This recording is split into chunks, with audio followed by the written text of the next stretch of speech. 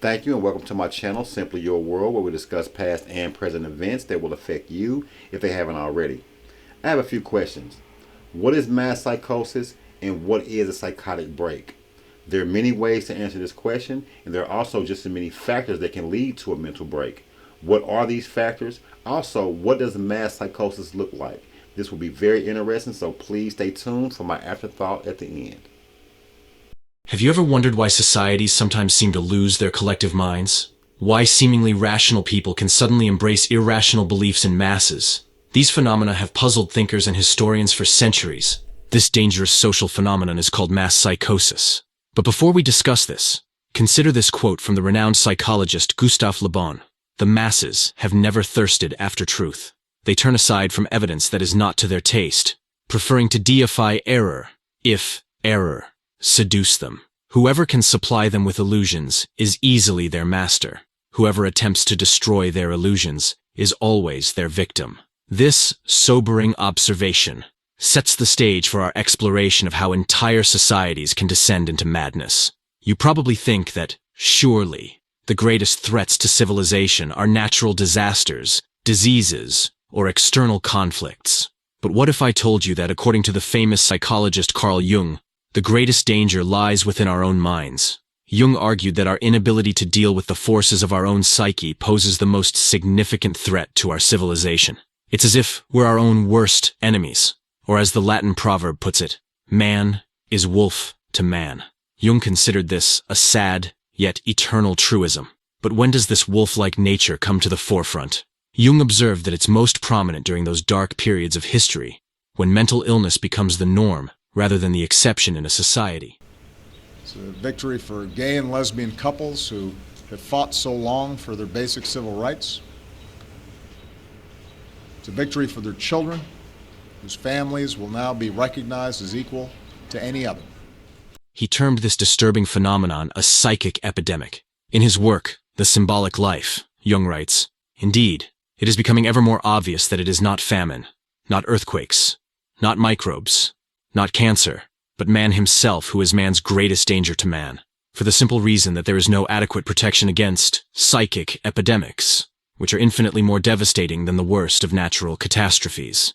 It's a chilling thought.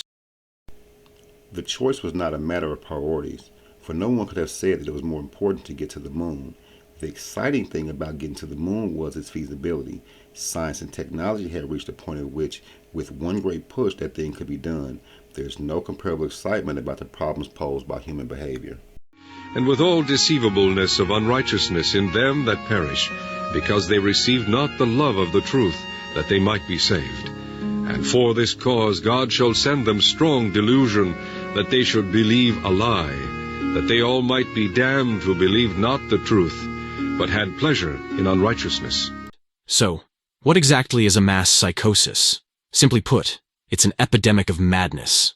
It occurs when a large portion of society loses touch with reality and descends into delusions.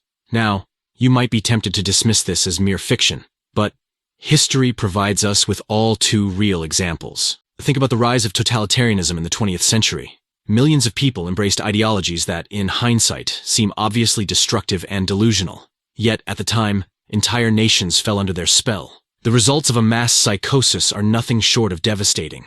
Jung studied this phenomenon extensively and observed that when a society succumbs to madness, its members become morally and spiritually inferior. They sink unconsciously to an inferior intellectual level, becoming more unreasonable, irresponsible, emotional, erratic, and unreliable.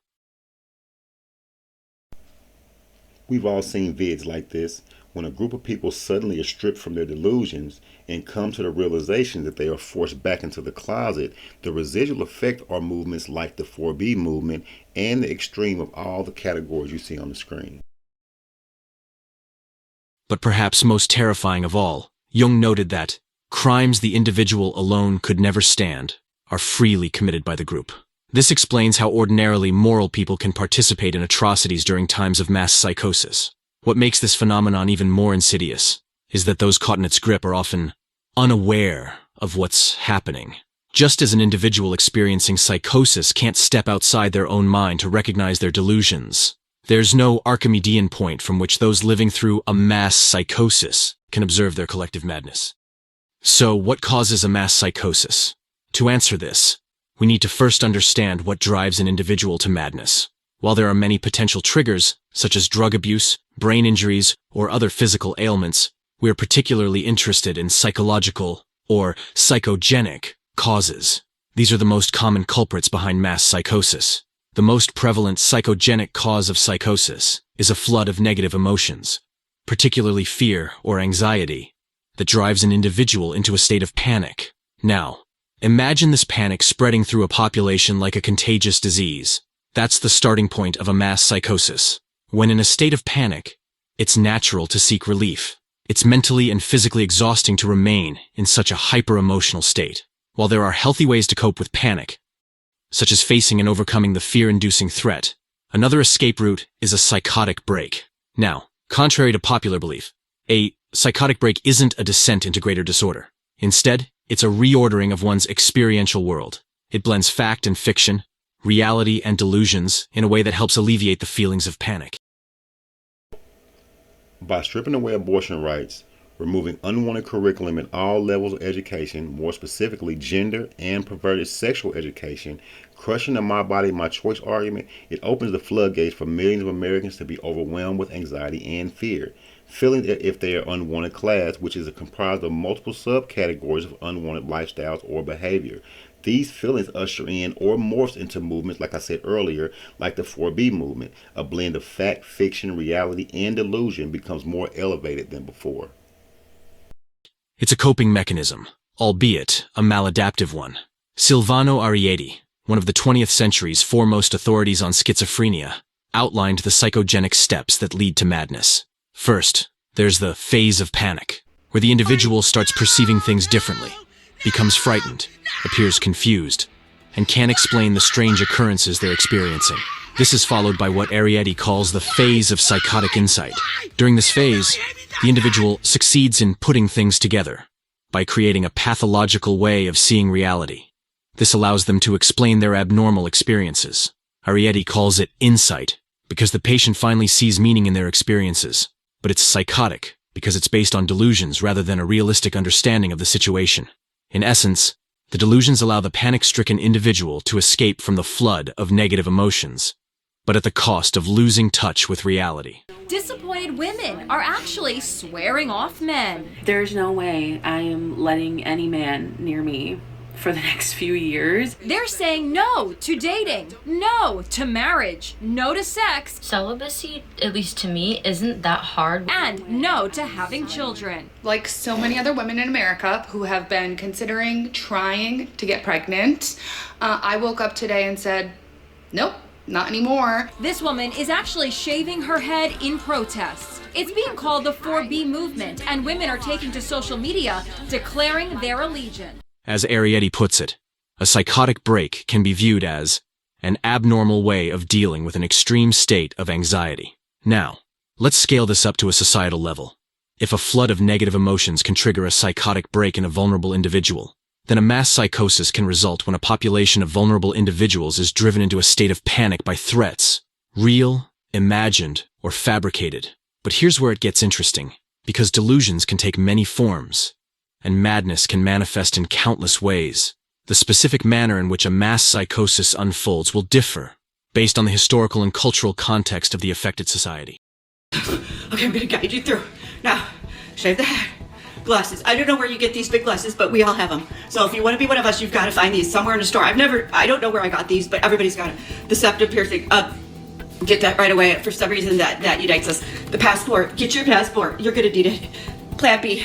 Pharmacy right away. You've got to go to your pharmacy and get your Plan B. And most importantly, you cannot wear a bra ever again. Okay, then there's this. You've got to do this. You've got to tape that baby up. You've got to tape it up. I'm going to just tell you, the blue bracelet. Don't forget the blue bracelet. Don't forget the blue bracelet so we know who we are. The mass psychosis of totalitarianism has been induced many times throughout history. As Just Mirlu explains in his book, The Rape of the Mind, it is simply a question of reorganizing and manipulating collective feelings in the proper way. The method by which the ruling elite accomplishes this is called menticide, which literally means killing of the mind. Mirlu describes it as an organized system of psychological intervention and judicial perversion through which a ruling class can imprint their own opportunistic thoughts upon the minds of those they plan to use and destroy. So, how does this process of menticide unfold? It begins with the sowing of fear, placing the population in a state of panic that primes them for a descent into delusionary beliefs. One particularly effective technique is the use of waves of terror. Under this method, periods of intense fear-mongering are interspersed with periods of calm, but each period of calm is followed by an even more intense spell of fear, and on the process goes.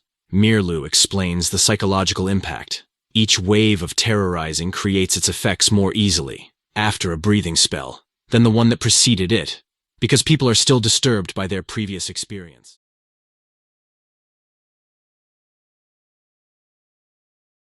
Morality becomes lower and lower, and the psychological effects of each new propaganda campaign become stronger. It reaches a public already softened up, while fear primes a population for menticide. The use of propaganda to spread misinformation and promote confusion regarding the source of threats and the nature of the crisis helps break down the minds of the masses. Government officials and their lackeys in the media can use contradictory reports, nonsensical information, and even blatant lies. The more they confuse, the less capable a population becomes of coping with the crisis and diminishing their fear in a rational and adaptive manner. Confusion, in other words, heightens the susceptibility to descend into the delusions of totalitarianism. As Mirlu puts it, logic can be met with logic, while illogic cannot. It confuses those who think straight. The big lie and monotonously repeated nonsense have more emotional appeal than logic and reason. While the people are still searching for a reasonable counter-argument to the first lie, the totalitarians can assault them with another. In our modern world, the means to manipulate society into the psychosis of totalitarianism have never been more effective. Smartphones and social media, television, and the internet, all in conjunction with bots that spread propaganda and algorithms that quickly censor unwanted information, allow those in power to easily assault the minds of the masses. What's more, the addictive nature of these technologies means that many people voluntarily subject themselves to the ruling elite's propaganda with alarming frequency. Mirlu observed this trend even in the early days of modern technology. Modern technology teaches man to take for granted the world he is looking at. He takes no time to retreat and reflect. Technology lures him on, dropping him into its wheels and movements. No rest, no meditation, no reflection, no conversation. The senses are continually overloaded with stimuli. Man doesn't learn to question his world anymore. The screen offers him answers, ready-made. But there's a further step that would-be totalitarian rulers can take to increase the chance of a totalitarian psychosis, isolating the victims and disrupting normal social interactions. Please like, share, and subscribe, and I'll see you next time.